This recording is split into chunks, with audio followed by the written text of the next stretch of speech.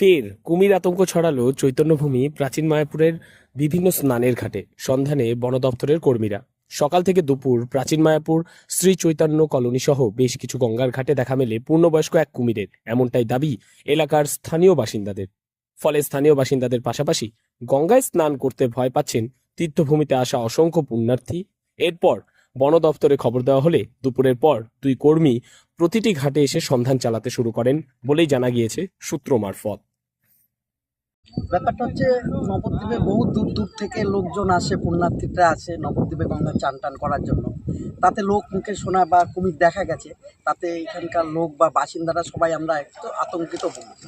উল্লেখ্য, এর আগে চলতি বছরে রানীরচড়া গঙ্গার ঘাটের কাছে এবং রানীর ঘাটের মাঝামাঝি জায়গায় স্থানীয় দুই মৎস্যজীবী মাছ ধরতে গিয়ে একটি কুমির দেখতে পান বলে তারা জানান। এরপর মহীশুরা পঞ্চায়েতের মাঝেরচড়া গ্রামে ভাগীরথী নদীতে আবারও একটি কুমিরের দেখা মেলে। সেক্ষেত্রে খবর পেয়ে কৃষ্ণনগর থেকে বন দপ্তরের কর্মীরা এসে খোঁজ তল্লাশি শুরু করেছিলেন, যদিও সে সময় কুমিরটির কোনো সন্ধান পাওয়া যায়নি। তবে তারা খোঁজ তল্লাশি চালাবে বলেই জানিয়েছেন।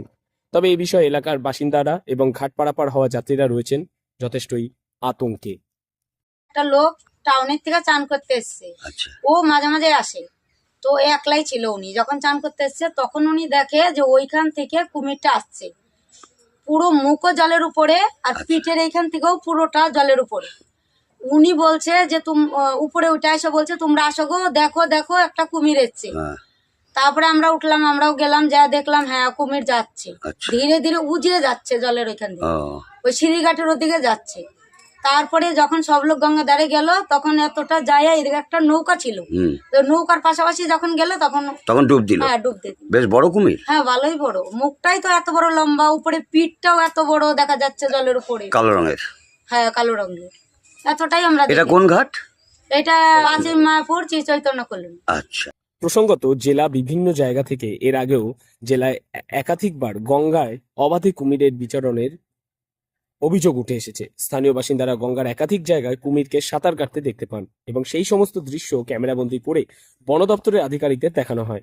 তবে এ পর্যন্ত সাধারণ মানুষের তেমন কোনো ক্ষতি না হলেও যথেষ্টই আতঙ্কের মধ্যে রয়েছেন তারা। নদীতে স্নান করা থেকে শুরু করে মাছ ধরতে যাওয়া কুমিরের কারণে বাধাপ্রাপ্ত হচ্ছে বলেই তারা জানাচ্ছেন আমাদেরকে। নদিয়া থেকে মৈনাক দেবনাথের রিপোর্ট, লোকাল 18 বাংলা।